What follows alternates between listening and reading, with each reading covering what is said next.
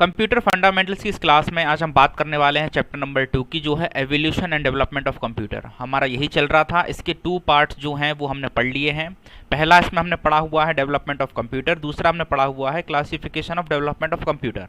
ठीक है, आज इसका तीसरा भाग हम देखने वाले हैं, जो है टाइप्स ऑफ कंप्यूटर, मतलब कंप्यूटर को कितने भागों में बांटा गया है। ठीक है, तो यहाँ इसमें पहला है उद्देश्य के आधार पर कंप्यूटर, यानी कि बेस्ड ऑन पर्पस। इसके अंतर्गत 2 कंप्यूटर आते हैं, मतलब 2 प्रकार के कंप्यूटर आते हैं, general purpose computer and special purpose computer. ठीक है, दूसरा इसका प्रकार है वो है तकनीक व अनुप्रयोग के आधार पर कंप्यूटर, यानी कि based on application and technology. इसके अंतर्गत 3 आते हैं। सबसे पहला एनालॉग कंप्यूटर, डिजिटल कंप्यूटर, फिर हाइब्रिड कंप्यूटर आता है। ठीक है, इसके बाद तीसरा प्रकार जो है उसके अंतर्गत आते हैं आकार व कार्य के आधार पर कंप्यूटर, यानी कि based on work and size, है ना। इसमें 4 आते हैं। पहला माइक्रो कंप्यूटर, दूसरा मिनी कंप्यूटर, तीसरा मेन फ्रेम कंप्यूटर, चौथा सुपर कंप्यूटर होता है। ठीक है, अब इनको थोड़ा सा डिटेल में हम देख लेते हैं, तो आगे बढ़ते हैं।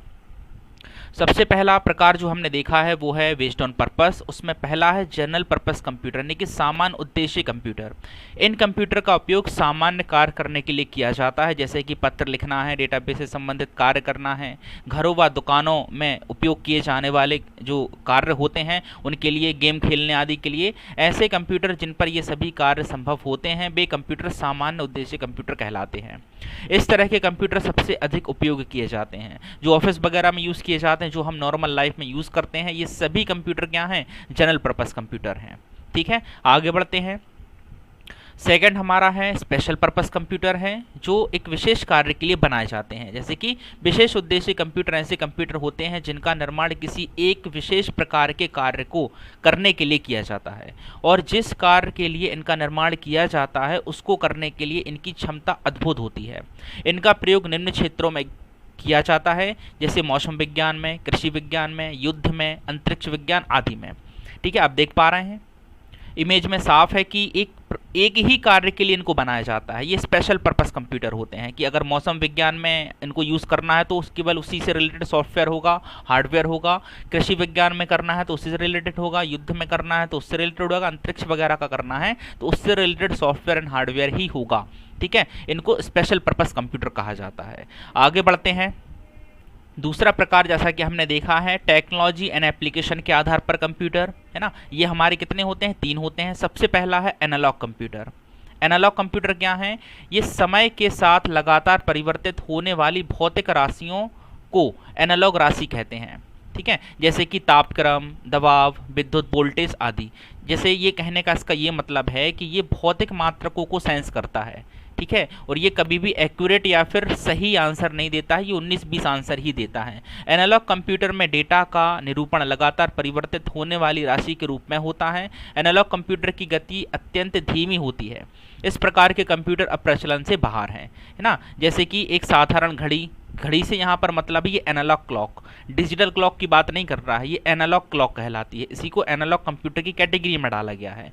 दूसरा, जैसे आप देखिएगा गति मापने वाला मीटर होता है, जैसे स्पीडोमीटर, हमारे जो बाइक वगैरह के जो स्पीडोमीटर होते हैं, जो स्पीड बताते हैं, जो कांटे वाले होते हैं, डिजिटल की बात नहीं कर रहे हैं। ये क्या है? एनालॉग कंप्यूटर की कैटेगरी में आते हैं। जैसे कि वोल्ट मीटर होता है, जो वोल्टेज बताता है, जिसकी इस प्रकार का मीटर होता है। थर्मामीटर की अगर हम बात करें, ये भी आपका एनालॉग थर्मामीटर जो है एनालॉग कंप्यूटर की कैटेगरी में आता है। हवा का दबाव मापने वाला यंत्र, नहीं कि बैरोमीटर की अगर हम बात करें, जो आप नॉर्मली जो हवा भरवाते हैं आप अपने बाइक में, कार में, साइकिल वगैरह में, तो वो मापने वाला जो यंत्र होता है वो क्या है? बैरोमीटर। ये भी एनालॉग कंप्यूटर की कैटेगरी में डाला गया। तो इस प्रकार के जितने भी उपकरण हैं जो एक अनुमानित मान देते हैं, एक एक्यूरेट मान नहीं देते हैं, वो क्या है? एनालॉग कंप्यूटर कहलाते हैं। ठीक है, आगे बढ़ते हैं। इसके बाद दूसरा प्रकार हमारा है वो है डिजिटल कंप्यूटर। ये देखिए, ये इलेक्ट्रॉनिक संकेतों पर चलते हैं तथा गणना के लिए द्विधारी, है ना, अंक पद्धति यानी कि बाइनरी सिस्टम 0 या 1 का प्रयोग करते हैं। डिजिटल कंप्यूटर में डेटा का निरूपण बाइनरी रूप यानी कि 0 या 1 में किया जाता है। इनकी गति तीव्र होती है। वर्तमान में प्रचलित अधिकांश कंप्यूटर इसी प्रकार के होते हैं। इनमें आंकड़ों को यानी कि नंबर्स को इलेक्ट्रॉनिक पल्स के रूप में निरूपित किया जाता है। यह इलेक्ट्रॉनिक संकेत पर काम करते हैं, जैसे कि आज के समय के लैपटॉप हैं, डेस्कटॉप हैं, डिजिटल क्लॉक हैं, डिजिटल कैमरा हैं, स्मार्टफोन, टैबलेट आदि। ये सभी किसके अंतर्गत आते हैं? डिजिटल कंप्यूटर के अंतर्गत बताते हैं, है ना। अगर आपने इन सभी को ध्यान से समझ लिया, सारे प्रकारों को ध्यान से समझ लिया इनको, तो आप किसी भी एक सिस्टम को या किसी भी एक डिवाइस को ये देख करके अनुमान लगा सकते हैं कि ये किस कैटेगरी में रखा जाएगा, है ना। तो इसको आप थोड़ा सा ध्यान से देखते जाइएगा। इसके एग्जाम्पल क्या हैं, डिजिटल क्लॉक है, desktop computer, smartphone, laptop, digital camera, tablet आदि, है ना। ये सभी डिजिटल कंप्यूटर के ही उदाहरण हैं। ठीक है, आगे बढ़ते हैं।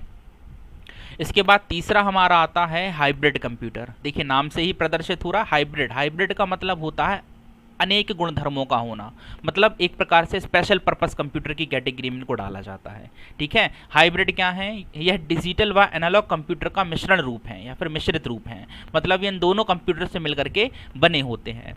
इनमें गणना तथा प्रोसेसिंग के लिए डिजिटल रूप का प्रयोग किया जाता है, जबकि इनपुट तथा आउटपुट में एनालॉग संकेतों का उपयोग किया जाता है। कैसे, उसके लिए हम कीबोर्ड माउस वगैरह का यूज़ करते हैं, किसी भी डिवाइस का यूज़ करते हैं, तो वो एनालॉग संकेत सिस्टम को भेजता है, उसको डिजिटल में कन्वर्ट करके फिर उसका जो आंसर है, आउटपुट है, आपको प्रदर्शित कराता है। इस तरह के कंप्यूटर का प्रयोग जो है अस्पताल यानी कि हॉस्पिटल में, ये देखिए आप देख पा रहे हैं, जैसे एमआरआई करना है ना, सोनोग्राफी करना है, अल्ट्रासाउंड करना है, इन सभी में ये स्पेशल जो हाइब्रिड कंप्यूटर होते हैं इनका उपयोग किया जाता है। रक्षा क्षेत्र में ये देखिए जो ड्रोन कंट्रोलिंग होती है, सैटेलाइट कंट्रोल होती है, मिसाइल कंट्रोलिंग होती है, उन सभी में इन्हीं प्रकार के कंप्यूटरों का यूज़ किया जाता है। मौसम व विज्ञान में, जैसे कि मौसम का पूर्वानुमान लगाने में, है ना, मान लीजिए अभी जो आपका चक्रवात वगैरह आ रहे हैं, तूफान आ रहे हैं, बारिश कब होगी, कहाँ होगी, कितने बजे होगी, ये सारा कुछ पता करने के लिए हाइब्रिड कंप्यूटर का ही उपयोग किया जाता है। क्लियर है, तो ये था तीसरा प्रकार किसका, बेस्ड ऑन एप्लीकेशन वाले का। आगे बढ़ते हैं। इसके बाद तीसरा प्रकार हमारा आता है आकार व कार्य के आधार पर कंप्यूटर, यानी कि based on size and work. ठीक है, आकार और कार्य के आधार पर जो कंप्यूटर होते हैं वो 4 प्रकार के हैं, जैसा कि हम पीछे देख कर के आए हुए हैं। लेकिन एक चीज़ आपको यहाँ पर ध्यान रखनी होगी, जैसे पर्सनल कंप्यूटर है, नोटबुक है ना, नेटबुक है, टैबलेट, लैपटॉप, वर्क स्टेशन तथा पामटॉप आदि माइक्रो कंप्यूटर में ही आते हैं। ठीक है, ये मैं आगे चल के आपको बताने वाला हूँ। तो based on size and work के जो कंप्यूटर हैं उनमें सबसे पहला है मेन फ्रेम कंप्यूटर, है ना। देखिए मेन फ्रेम कंप्यूटर में मुख्य कंप्यूटर एक केंद्रीय स्थान पर रखा जाता है, ठीक है, जो सभी डेटा और अनुदेशों को स्टोर करता है। मतलब ये एक प्रकार से होस्ट या सर्वर के रूप में यूज़ किया जाता है, इसको प्रॉपरली किसी एक बंदे को नहीं दिया जाता। ठीक है, जैसे कि आपने बड़े बड़े जो कॉलेज हैं, विश्वविद्यालय हैं, यूनिवर्सिटीज़ हैं, तो वहाँ कनेक्शन तो सभी को दिया जाता है। जैसे एक कंप्यूटर लैब है तो उस कंप्यूटर लैब में आपको कनेक्शन दिया जाएगा, लेकिन वहाँ का जो सर्वर रूम होता है वो किसी को नहीं दिखाया जाता। तो ये सिस्टम वो सिस्टम होते हैं जिनको सर्वर रूम में रखा जाता है, एक अलग कमरे में रखा जाता है, वहाँ से इनको नियंत्रित किया जाता है। ठीक है, देखिए उपयोगकर्ता डम टर्मिनल के माध्यम से मेन फ्रेम कंप्यूटर से जुड़ता है तथा केंद्रीय डेटाबेस और प्रोसेसिंग क्षमता का उपयोग करता है। ठीक है, डायरेक्ट नहीं जुड़ता है, एक टर्मिनल के माध्यम से जुड़ता है। ये क्या है, मेन फ्रेम कंप्यूटर हैं। मेन फ्रेम कंप्यूटर आकार में काफ़ी बड़े होते हैं, इसकी डेटा स्टोरेज क्षमता अधिक होती है तथा डेटा प्रोसेस करने की गति भी तीव्र होती है। मेन फ्रेम कंप्यूटर से जुड़कर एक साथ कई लोग अलग अलग कार्य कर सकते हैं, अतः इसे मल्टी यूज़र कंप्यूटर भी कहा जाता है। इसमें ऑनलाइन रहकर बड़ी मात्रा में डेटा प्रोसेसिंग की जा सकती है। मेनफ्रेम कंप्यूटर में 2 या अधिक माइक्रो प्रोसेसर को एक साथ जोड़कर प्रोसेसिंग क्षमता बढ़ाई जाती है। इसमें सामान्यतः 32 या 64 बिट माइक्रो प्रोसेसर का प्रयोग किया जाता है।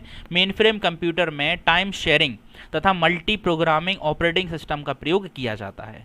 टाइम शेयरिंग से क्या मतलब है, जैसे एक काम आपको दिया गया है तो यहाँ पर बहुत सारे प्रोसेसर होते हैं, तो एक ही काम को कई प्रोसेसर मिलकर करते हैं, मतलब काम को बांट लेते हैं, तो ये टाइम शेयरिंग कहलाता है। और एक स्पीड प्रोवाइड करते हैं, मतलब जिस काम को करने में 5 मिनट लगने थे उस काम को करने में केवल अब 2.5 मिनट ही लगेगा। ठीक है, और मल्टी प्रोग्रामिंग से क्या मतलब है, मतलब एक साथ बहुत सारे लोग जो हैं इस पर बैठ के काम कर सकते हैं। तो ये है मेन फ्रेम कंप्यूटर। आगे बढ़ते हैं, इनका उपयोग कहाँ होता है, बड़ी कंपनियों में, बैंक में, रेलवे आरक्षण यानी कि रेलवे का जो रिजर्वेशन होता है उसमें, डिफेंस में किया जाता है। बड़े बड़े जो शोध चल रहे होते हैं, अनुसंधान चल रहे हैं, तो उनमें, अंतरिक्ष विज्ञान आदि के क्षेत्र में सर्वर के रूप में, सर्वर मतलब होस्ट या मेन कंप्यूटर के रूप में इनका उपयोग किया जाता है। ये देखिए आप चित्र में देख पा रहे हैं, ये कमरे में ही रखा हुआ है। यहाँ की टीम अलग होती है जो इसको मेंटेन करती है, और जो इस पर काम करते हैं वो अलग होते हैं। कहने का मतलब है यहाँ से कनेक्शन वहाँ दिया जाता है, वहाँ के लोग यहाँ नहीं आते, यहाँ के लोग वहाँ नहीं जाते। क्लियर है, आगे बढ़ते हैं। इसके बाद दूसरा जो प्रकार है वर्क एंड साइज के आधार पर, वो है मिनी कंप्यूटर। ये आकार में मेन फ्रेम कंप्यूटर से छोटे जबकि माइक्रो कंप्यूटर से बड़े होते हैं। इनका आविष्कार जो है 1965 में DEC यानी कि डिजिटल इक्विपमेंट कॉरपोरेशन नामक कंपनी ने किया। इसमें एक से अधिक माइक्रो प्रोसेसर का उपयोग किया जाता है। इसकी संग्रहण क्षमता और गति अधिक होती है। इस पर कार्य जो है कई व्यक्ति एक साथ कर सकते हैं, अतः संसाधनों का साझा उपयोग कर सकते हैं। इसका यूज़ कहाँ किया जाता है? यात्री आरक्षण, बड़े ऑफिस में, बड़ी बड़ी कंपनियों में, अनुसंधान आदि में इनका उपयोग किया जाता है। ये मिनी कंप्यूटर होते हैं। कहने का मतलब हम समझ सकते हैं कि मेन फ्रेम कंप्यूटर से छोटे होते हैं, मतलब मेन फ्रेम कंप्यूटर से ये डेटा लेते हैं और ये डेटा लेने के बाद माइक्रो कंप्यूटर को देते हैं जिन पर हम बैठ के काम करते हैं। ठीक है, आगे बढ़ते हैं। तीसरा माइक्रो कंप्यूटर है जिनको हम देख पा रहे हैं। इसका विकास जो है 1970 से प्रारंभ हुआ, जब CPU यानी कि सेंट्रल प्रोसेसिंग यूनिट में माइक्रो प्रोसेसर का उपयोग किया जाने लगा। इसका विकास सर्वप्रथम IBM कंपनी ने किया। इसमें 8, 16, 32 या 64 बिट माइक्रो प्रोसेसर का प्रयोग किया गया। ठीक है, ये जो बिट हैं इनका मतलब मैं आपको पिछली वीडियो में बता चुका हूं, तो आप इसको वहां जाकर के देख सकते हैं। अगर फिर भी आपको डाउट है तो आप मुझे कमेंट कर सकते हैं, मैं इसको क्लियर कर दूंगा, क्योंकि ये बहुत ही इंपॉर्टेंट चीज़ है। मतलब क्या होता है 8 बिट, 16 बिट, 32 क्या होते क्या है ये एक्चुअली में, तो ये मैं पहले आपको बता चुका हूँ, देख लीजिएगा। फिर से आपको जानना है तो मुझे कमेंट करिएगा। आगे बढ़ते हैं। इसी में VLSI मतलब वेरी लार्ज स्केल इंटीग्रेशन और ULSI यानी कि अल्ट्रा लार्ज स्केल इंटीग्रेशन से माइक्रो प्रोसेसर के आकार में कमी आई, जबकि क्षमता कई गुना बढ़ गई। मल्टीमीडिया और इंटरनेट के विकास ने माइक्रो कंप्यूटर की उपयोगिता को हर क्षेत्र में पहुंचा दिया। आप देखते होंगे आज कहीं भी छोटे से छोटी शॉप हो, दुकान हो, ऑफिस हो, वहां कंप्यूटर रखा आपको मिल जाएगा। कई माइक्रो कंप्यूटर को संचार माध्यमों द्वारा आपस में जोड़कर कंप्यूटर नेटवर्क बनाना संभव हुआ। ठीक है, आगे बढ़ते हैं। Desktop computer, personal computer, laptop computer, notebook computer, है ना, नेटबुक कंप्यूटर, टैबलेट तथा स्मार्टफोन माइक्रो कंप्यूटर के ही विभिन्न रूप हैं। उपयोग कहाँ करते हैं? घर में करते हैं, ऑफिस, विद्यालय, व्यापार, उत्पाद, रक्षा, मनोरंजन, चिकित्सा आदि अनगिनत क्षेत्रों में इनका उपयोग किया जाता है। तो इनको थोड़ा सा हम डिटेल में देखते हैं। शुरुआत करेंगे डेस्कटॉप कंप्यूटर से कि होते क्या है ये देखिए। पर्सनल कंप्यूटर सबसे पहला आता है, किसके अंतर्गत आएगा? ये आपका माइक्रो कंप्यूटर का पहला भाग। ठीक है, ये देखिए इमेज में आप देख रहे हैं, लैपटॉप आप यूज़ करते हैं, इस तरह के डेस्कटॉप आप यूज़ करते हैं, ये कैबिनेट वगैरह आप यूज़ करते हैं, ये सारे कुछ किस में आते हैं? माइक्रो कंप्यूटर में। तो उनमें सबसे पहला कौन सा है? पर्सनल कंप्यूटर, जिसको शॉर्ट में हम PC के नाम से जानते हैं। ये आपने देखा होगा, सुना होगा। ठीक है, इसे डेस्कटॉप कंप्यूटर भी कहा जाता है। आजकल प्रयुक्त होने वाले PC यानी कि पर्सनल कंप्यूटर वास्तव में माइक्रो कंप्यूटर ही हैं, है ना। इनमें कीबोर्ड, मॉनिटर तथा सिस्टम यूनिट होते हैं। इन सभी को डिटेल में मैंने एक वीडियो में समझाया हुआ है जो बेसिक कंप्यूटर का है, वो भी आप वहां जाकर के देख सकते हैं, आपको डिस्क्रिप्शन में इनका लिंक मिल जाएगा। तो सिस्टम यूनिट एक नाम इधर मिल रहा है, क्या होता है एक्चुअली में सिस्टम यूनिट? सिस्टम यूनिट से मतलब ये बॉक्स होता है जिसको हम CPU के नाम से आम भाषा में जानते हैं। ठीक है, तो ये क्या है? सिस्टम यूनिट है या फिर ये कैबिनेट कहलाता है, इसी की यहाँ पर ये बात कर रहा है। ये देखिए सिस्टम यूनिट होते हैं। सिस्टम यूनिट में CPU यानी कि सेंट्रल प्रोसेसिंग यूनिट, मेमोरी तथा अन्य हार्डवेयर होते हैं। यह छोटे आकार का एक सामान्य कार्यों के लिए बनाया गया कंप्यूटर है। इस पर एक बार में एक ही व्यक्ति यानी कि सिंगल यूजर कार्य कर सकता है, इसलिए इनको सिंगल यूजर कंप्यूटर भी कहते हैं। इसी कारण इसे पर्सनल कंप्यूटर भी कहा जाता है, क्योंकि एक ही बंदा एक बार में काम कर रहा होता है। इसका ऑपरेटिंग सिस्टम एक साथ कई कार्य करने की क्षमता वाला यानी कि मल्टीटास्किंग होता है। कहने का मतलब जैसे कि आप लेटर टाइप कर रहे हैं वो भी कर सकते हैं, है ना, आप कोई गाना सुन रहे हैं आप साथ में वो भी कर सकते हैं, आप कोई तीसरा काम कर रहे हैं जिसमें आपको बार बार स्विच करने की आवश्यकता पड़ रही तो वो भी कर सकते हैं, मतलब ये मल्टीटास्किंग होता है। PC को टेलीफोन और मॉडेम की सहायता से आपस में या इंटरनेट से जोड़ा जा सकता है। कुछ प्रमुख PC निर्माता कंपनी कौन कौन सी हैं? IBM है, लिनोवो है, एप्पल है ना, कॉम्पैक है, जेनिथ है, HCL है, HP है। ये बहुत सारी कंपनियां हैं जो आज के समय में PC बना रही हैं। उपयोग कहाँ होता है? उपयोग घर में, ऑफिस में, व्यापार में, शिक्षा, मनोरंजन, डेटा संग्रहण में, है ना, डेटा स्टोर करने में, पब्लिकेशन आदि में इनका उपयोग बहुत किया जाता है। PC का विकास कब से शुरू हुआ? इसका जो है 1981 में हुआ। इसमें माइक्रो प्रोसेसर 8088 का प्रयोग किया गया। इसमें हार्ड डिस्क, हार्ड ड्राइव आदि लगाकर इसकी क्षमता बढ़ाई गई तथा इसमें PC XT का मतलब क्या है यहाँ पर? एक्सटेंडेड टेक्नोलॉजी, है ना, नाम दिया गया है। देखिए बहुत शब्द आपको ये देखने के लिए मिल जाता है जिसको PCXT कहा जाता है, आगे चल के PCAT भी आपको मिलेगा। तो इनके फुल फॉर्म आपको याद रखने हैं कि इनका मतलब क्या होता है। तो PCXT का मतलब क्या होता है, personal computer extended technology. Clear है, आगे बढ़ते हैं। इसके बाद 1984 में नए माइक्रो प्रोसेसर यानी कि 80286 से बने पीसी को PCAT कहा गया। AT मतलब क्या है, पर्सनल कंप्यूटर एडवांस टेक्नोलॉजी। ये आज के कंप्यूटर हैं। वर्तमान पीढ़ी के सभी पर्सनल कंप्यूटर को PCAT ही कहा जाता है। ठीक है, इसको आप ध्यान रखिएगा। देखिए देखने में भी बहुत अच्छे होते हैं, वर्किंग प्रोसेस भी शानदार होती है और स्टोरेज भी कम लेते हैं, मतलब इनको रख भी सकते हैं बहुत आसानी से, कहीं काफ़ी बड़ी जगह की आवश्यकता इनमें नहीं होती है। आगे बढ़ते हैं। इसके बाद तीसरा हमारा आता है वर्क स्टेशन। ये देखिए यह एक शक्तिशाली पीसी है जो अधिक प्रोसेसिंग क्षमता, विशाल भंडारण और बेहतर डिस्प्ले को ध्यान में रखकर बनाया जाता है। इस पर एक बार में एक ही व्यक्ति कार्य कर सकता है। यूज़ कहाँ करते हैं इनका, जो प्रयोग है वो वैज्ञानिक, इंजीनियर, भवन निर्माण आदि क्षेत्रों में वास्तविक परिस्थितियों को उत्पन्न कर उनका अध्ययन करने के लिए किया जाता है। वास्तविक परिस्थितियों से क्या मतलब है, एक प्रकार का सिमुलेशन की बात कर रहा है। सिमुलेशन या फिर सिमुलेटर ये क्या होते हैं, एक ऐसे रूम होते हैं या कमरे होते हैं जिनमें एक स्क्रीन पर आपको ऐसा प्रदर्शित कराया जाता है कि कोई काम है वो आप रियल में कर रहे हैं, है ना। जैसे आपने ये 3D गॉगल देखे होंगे, इनको पहनकर अगर कोई विजुअल आपको दिखाया जाए तो ऐसा फील होता है कि वो रियल में हो रहा है, वो घटना रियल में घट रही है, जबकि ऐसा होता नहीं है। तो ये किन का काम है, ये वर्क स्टेशन का काम है।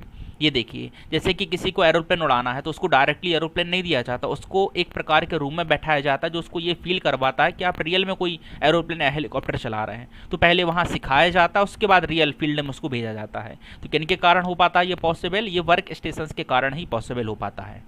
आज के समय में ये जो टेक्नोलॉजी है बहुत यूज़ की जा रही है, जो एक वास्तविक वातावरण क्रिएट करती है और हमें ऐसा फील होता है कि ये रियल में हो रहा है। ठीक है, आगे बढ़ते हैं। ये किसका हिस्सा है आपका, ये इसी का हिस्सा है। आगे बढ़ते हैं। अगला जो तीसरा है इसका वो है नोटबुक कंप्यूटर या लैपटॉप। ठीक है, यह नोटबुक के आकार का होता है। ऐसा कंप्यूटर है जिसे ब्रीफ केस में रखकर कहीं भी ले जाया जा सकता है। इसमें पर्सनल कंप्यूटर की सभी विशेषताएं मौजूद रहती हैं। चूंकि इनका उपयोग गोद यानी कि लैप में रखकर किया जाता है, इसलिए इसको लैपटॉप कहा जाता है। ये देखिए इमेज में आप देख पा रहे हैं। लैपटॉप का विकास जो है एडम ऑसबर्न द्वारा 1981 में किया गया था। इसमें एक मुड़ने योग्य LED monitor, keyboard, touch pad, hard disk, floppy disk drive, CD, DVD drive और अन्य पोर्ट शामिल रहते हैं। विद्युत के बगैर कार्य कर सकने के लिए इसमें चार्ज की जाने वाली बैटरी यानी कि चार्जेबल बैटरी का प्रयोग किया जाता है। सामान्यतः लैपटॉप में लिथियम आयन बैटरी, शब्दों को याद रखिएगा, है ना। ये कई बार पूछा गया कि किस प्रकार की बैटरी वहाँ यूज़ की जाती है, तो इसका यूज़ किया जाता है। वाईफाई, ब्लूटूथ आदि की सहायता से इसमें इंटरनेट द्वारा भी इसको जो है जोड़ा जा सकता है। ठीक है, तो लैपटॉप बनना कब से शुरू हुए थे, 1981 से हुए थे और ये इसके वैज्ञानिक थे। ये चीज़ आपको ध्यान रखनी है। आगे बढ़ते हैं। अगला है हमारा चौथा, इसमें नेटबुक है। नेटबुक क्या होता है, एक प्रकार का लैपटॉप जैसा ही होता है ना। यह नोटबुक या लैपटॉप कंप्यूटर का ही एक छोटा रूप है या फिर संस्करण है जिसमें गतिमान अवस्था में वायरलेस नेटवर्क द्वारा इंटरनेट का उपयोग करने के लिए विशेष रूप से डिज़ाइन किया जाता है। नेटबुक का आकार व वजन लैपटॉप कंप्यूटर से कम होता है तथा प्रोसेसिंग और स्टोरेज क्षमता भी उससे कम होती है। नेटबुक शब्द की उत्पत्ति कैसे हुई है, इंटरनेट तथा नोटबुक शब्द से मिलकर के बना हुआ है नेटबुक, है ना। नेटबुक द्वारा इंटरनेट से जुड़ने, वर्ल्ड वाइड वेब पर सर्फिंग करने, ईमेल भेजने तथा प्राप्त करने, सोशल मीडिया का प्रयोग करने, वीडियो तथा ऑडियो फाइल अपलोड या डाउनलोड करने आदि के लिए किया जाता है। क्लियर है, ये नेटबुक है आपका। आगे बढ़ते हैं। इसी का एक अगला भाग है वो है हमारा टैबलेट। इसको सभी जानते होंगे। टैबलेट एक छोटा कंप्यूटर है जिसमें कीबोर्ड या माउस का प्रयोग नहीं होता है। इसमें इनपुट के लिए जो है स्लाइड्स, एक पेन होता है छोटा सा, या फिर टच स्क्रीन का उपयोग किया जाता है। टैबलेट में डेटा डालने के लिए, है ना, वर्चुअल या ऑन स्क्रीन कीबोर्ड का प्रयोग किया जाता है। जैसा कि जब आपको ज़रूरत पड़ती है किसी टेक्स्ट को टाइप करने की तो ऑटोमेटिकली जो है एक कीबोर्ड आ जाता है, उसको वर्चुअल कीबोर्ड कहा जाता है, फिर ऑन स्क्रीन कीबोर्ड कहा जाता है। इसे वायरलेस नेटवर्क द्वारा इंटरनेट से भी जोड़ा जा सकता है। इसका प्रयोग स्मार्टफोन की तरह भी किया जा सकता है। चूँकि टैबलेट कंप्यूटर का प्रयोग हाथ में रखकर किया जाता है, अतः इसे हैंड होल्ड कंप्यूटर भी कहा जाता है। एप्पल कंपनी का जो आईपैड है टैबलेट, वो एक कंप्यूटर का उदाहरण है। ये देखिए आप देख पा रहे हैं इमेज में, ये क्या है आपका, ये टैबलेट है। आगे बढ़ते हैं, इसी का फिर 3.6 है जिसको पाम टॉप के नाम से जानते हैं। यह बहुत ही छोटा कंप्यूटर होता है जिसे हाथ में रखकर यूज़ किया जा सकता है। इसे मिनी लैपटॉप भी कहा जाता है। कीबोर्ड की जगह इसमें आवाज़ द्वारा इनपुट कार्य लिया जाता है। पीडीए यानी कि पर्सनल डिजिटल असिस्टेंट भी एक छोटा कंप्यूटर है। इसका नाम पीडीए है, मतलब पर्सनल डिजिटल असिस्टेंट एक छोटा सा कंप्यूटर है जिसे नेटवर्क से जोड़कर अनेक कार्य किए जा सकते हैं। इसे फ़ोन की तरह भी यूज़ हम कर सकते हैं। ये इसका छठवां हिस्सा है। सातवां हिस्सा है स्मार्टफोन, जो आज हम यूज़ करते हैं, है ना। स्मार्टफोन एक मोबाइल फ़ोन है जिसमें कंप्यूटर की लगभग सभी विशेषताएं मौजूद रहती हैं। इसमें डेटा इनपुट के रूप में टच स्क्रीन तकनीक का उपयोग किया जाता है। टैबलेट या पीडीए एक कंप्यूटर हैं जिनका प्रयोग वैकल्पिक फ़ोन की तरह भी किया जा सकता है। दूसरी तरफ स्मार्टफोन मुख्यतः एक फ़ोन है जिनका प्रयोग कंप्यूटर प्रोसेसिंग के कुछ कार्यों तथा इंटरनेट का प्रयोग करने के लिए किया जाता है। स्मार्टफोन का उपयोग एक हाथ से किया जा सकता है जबकि टैबलेट या पीडीए को दोनों हाथों से चलाना पड़ता है। स्मार्टफोन, टैबलेट तथा पीडीए हैंड होल्ड डिवाइस के ही उदाहरण हैं। इस चीज़ को आप ध्यान रखिएगा, जो भी चीज़ें हम हाथ में पकड़कर चलाते हैं वो क्या है, हैंड हेल्ड डिवाइसेस कहलाती हैं। ठीक है, आगे बढ़ते हैं। इसके बाद बात करते हैं सुपर कंप्यूटर्स की। तो ये जितने भी अभी हमने पीछे देखे हैं ये माइक्रो कंप्यूटर के उदाहरण हैं, वो तीसरा था। अब चौथा क्या है, सुपर कंप्यूटर। देखिए, अत्यधिक तीव्र प्रोसेसिंग शक्ति और विशाल भंडारण क्षमता यानी कि मेमोरी वाले कंप्यूटर सुपर कंप्यूटर कहलाते हैं।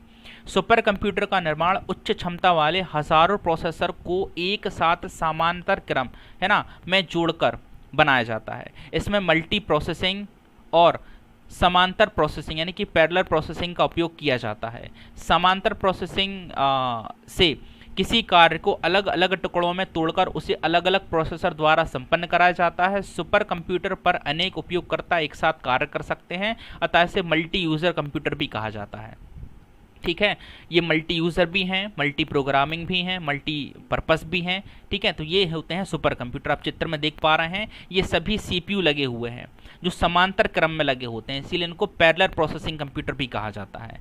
ठीक है, आगे देखते हैं और क्या है इसके बारे में। सुपर कंप्यूटर विश्व के सर्वाधिक तेज कंप्यूटर, मतलब इससे ऊपर कुछ भी नहीं है अभी, ये सबसे तेज होते हैं सुपर कंप्यूटर, जो कम समय में जटिल गणनाएं कर सकते हैं। सुपर कंप्यूटर में प्रोसेसिंग स्पीड की गणना जो है फ्लॉप्स में की जाती है, यानी कि फ्लोटिंग पॉइंट ऑपरेशन पर सेकंड में की जाती है। अभी तक हमने माइक्रो सेकंड देखा, म्यू सेकंड देखा, है ना, ये सारी चीज़ें देखी, लेकिन सबसे हाई क्या माना जाता है, फ्लॉप्स माना जाता है। इसको आप अंडरलाइन कर लीजिएगा, ध्यान रखिएगा।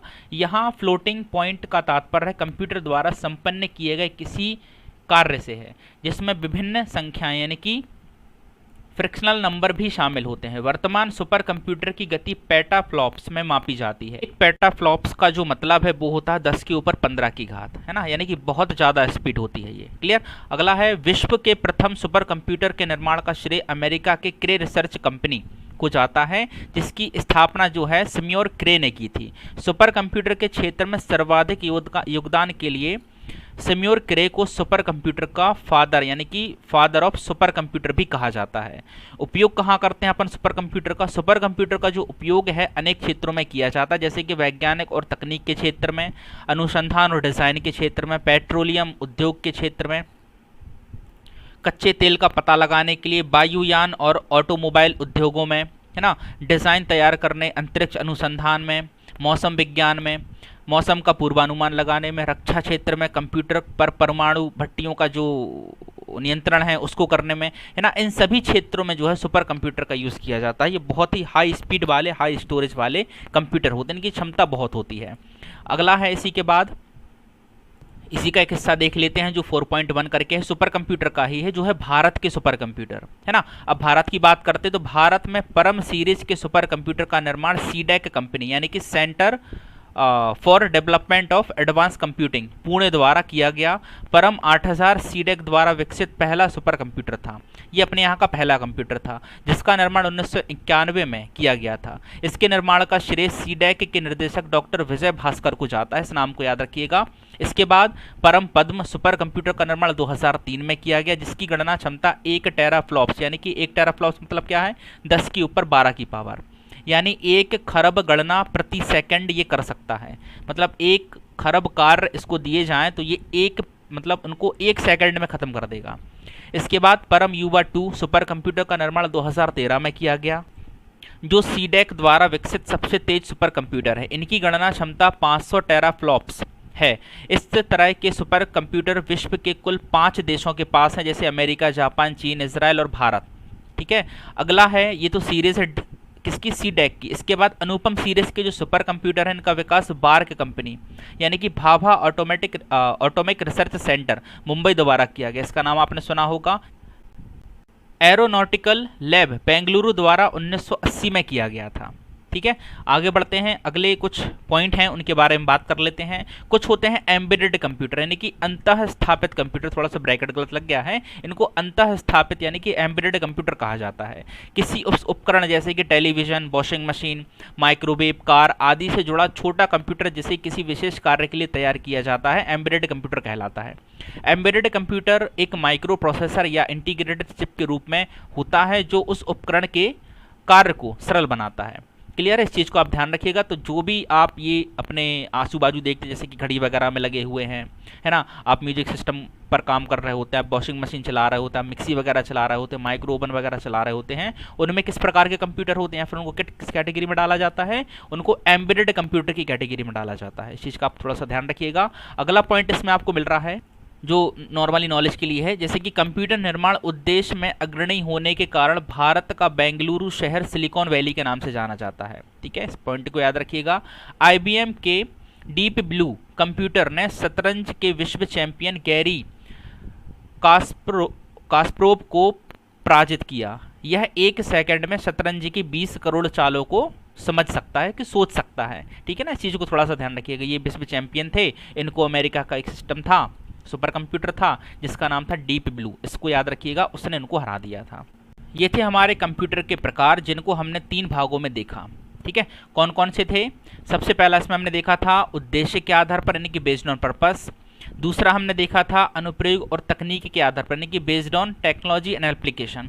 तीसरे हमने देखे थे based on size and work. ठीक है, तो ये 3 प्रकार के कंप्यूटर को 3 भागों में बांटा गया है, तो इसको आप ठीक से प्रैक्टिस कर लीजिएगा। कहीं किसी में कोई डाउट हो तो आप मुझसे कांटेक्ट कर सकते हैं। चलिए मिलते हैं अगले वीडियो में अगले चैप्टर के साथ, तब तक के लिए जय हिंद, जय भारत।